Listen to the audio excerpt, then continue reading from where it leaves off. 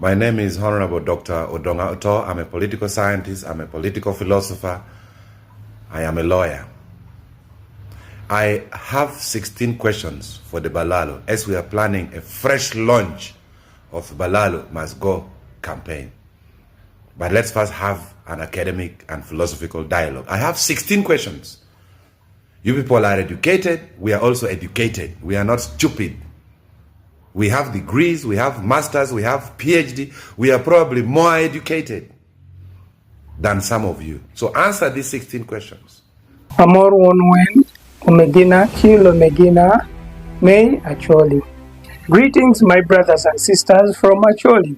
My name is Kezriams Junior Bashenja, a Ugandan before anything, one of the sons of cattle-keeping Ugandans, famously known as the Balaalo, cynic, investigative, and photojournalist by profession.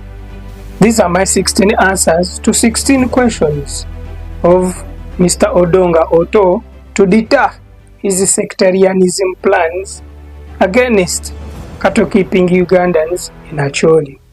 Do you know that under Article 237 of the Constitution, there are 4 types of land tenure, and customary tenure is one of that type? Under Article 237. We know the Constitution from Article 1 up to the last article of 295.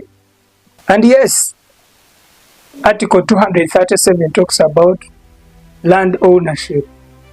And there are 4 different land tenure systems in Uganda. A is customary, B is freehold, C is milo, and D is lease land. I don't know if that was a question or a point of clarification, but I think I've answered you. So the answer is yes, we know. Question 2. Why are you coming to our area and converting customary tenure to leasehold and to freehold? Why don't you amend the Constitution? Why are you coming to our area and converting customary land to leasehold and freehold?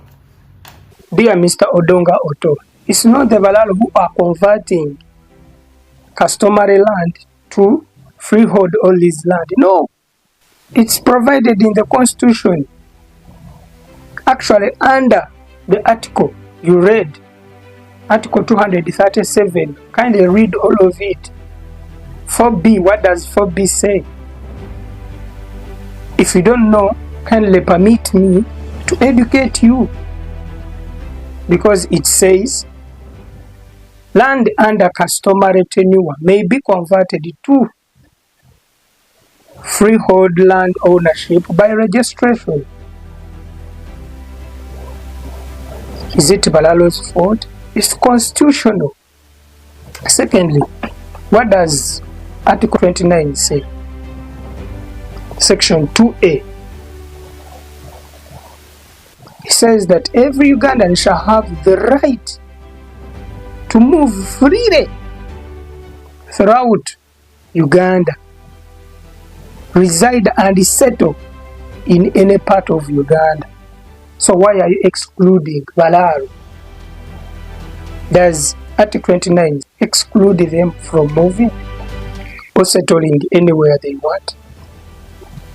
So as long as they are doing it legally. Question 3.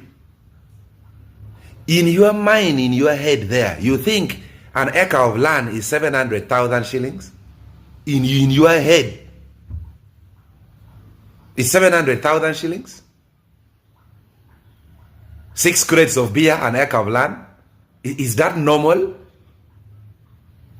And yet in your area, an acre of land is 35 million. So you Balaalos, in your mind, you think by buying land at 700,000 per acre is normal, is a normal sale? In your video, you said your people have PhDs, your people are more educated than some of us. And here comes a former honorable who doesn't know the factors that determine the valuation of the land. So many various factors determine the price of the land.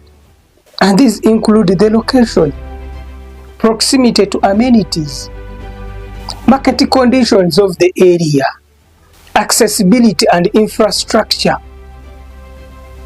of the area. You think those people who are selling don't know, yet you said that they're educated?